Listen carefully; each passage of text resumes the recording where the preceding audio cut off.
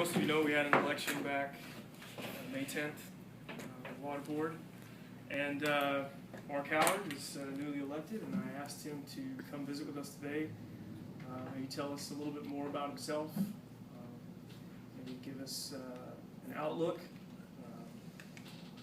Water's always on our mind, especially in this community, and maybe tell us some more about what his plans are, maybe a direction he'd like to head, that sort of thing. So with that, please welcome Mark Howard. Thank you all for having me here today. Doing a lot of things these days that I never thought I'd do, or a lot of first-time things, but I am your new representative to the North Plains Water District. Mr. Holland served y'all for 22 years and did a good job there.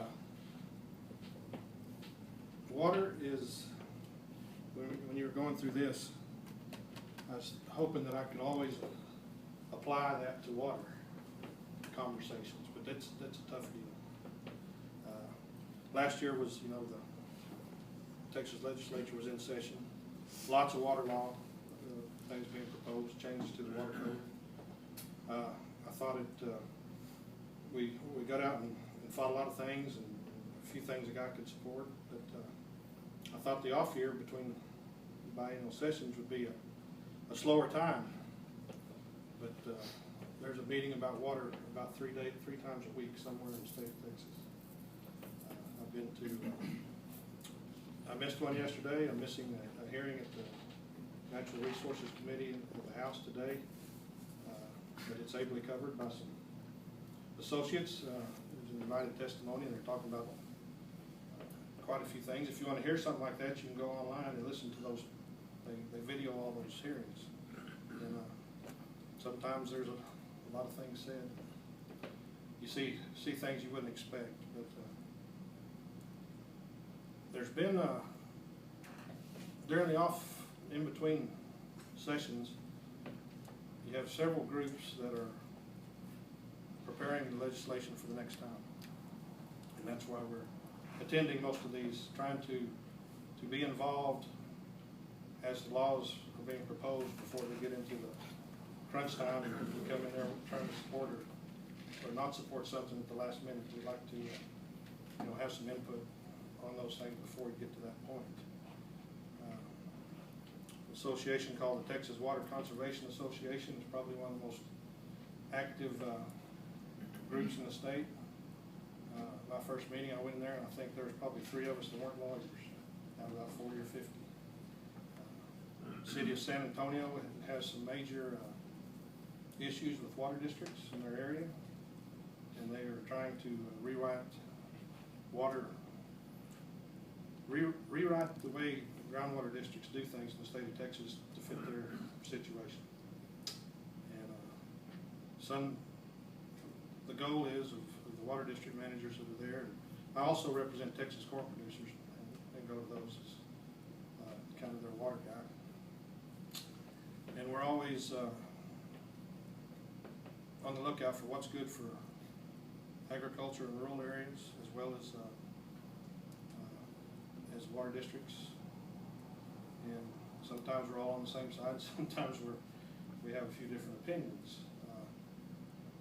But the goal is to, in my opinion, is to keep control of the groundwater in the state in the hands of local people, and not have it overseen by the state like surface water is.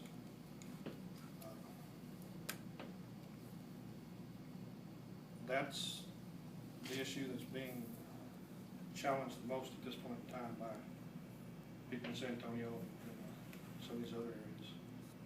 As you also know, they voted in last year the state water fund, they call it SWIFT now, I guess, has $2 billion. They took it out of the rainy day fund, and that money is available for projects in the state of Texas at a low interest loan situation.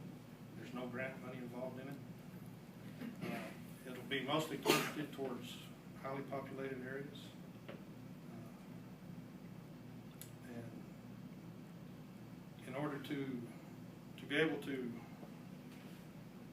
participate in one of these projects, it has to be in the state, in your regional water plan. There's 16 regions in the state of Texas, and each one of them has a planning group. The one up here, Meets and Amarillo's the Panhandle Regional Water Planning Group.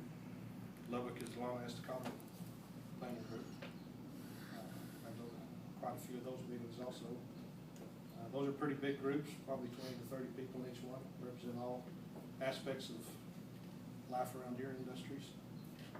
And if you have a project, you have to get it through them, get it approved before it could ever be set up by the state. You know, if your Dalhart needed new city wells or anything like that, they need to be working with those regional planning groups to make sure that they would be eligible to be used. Agriculture is supposed to have 10% of that money set aside for conservation issues, projects, and there's supposed to be 10% set aside for rural stuff. But it's, as we're all going through these rules, trying to figure out exactly how that's going to apply, it appears that the agriculture rural area is going to have a hard time having projects that will be acceptable for those plans. But there's a lot of guys working on it. If you have any ideas about projects, there's guys you get hold of and talk to them about it. I can relay messages about that too. But,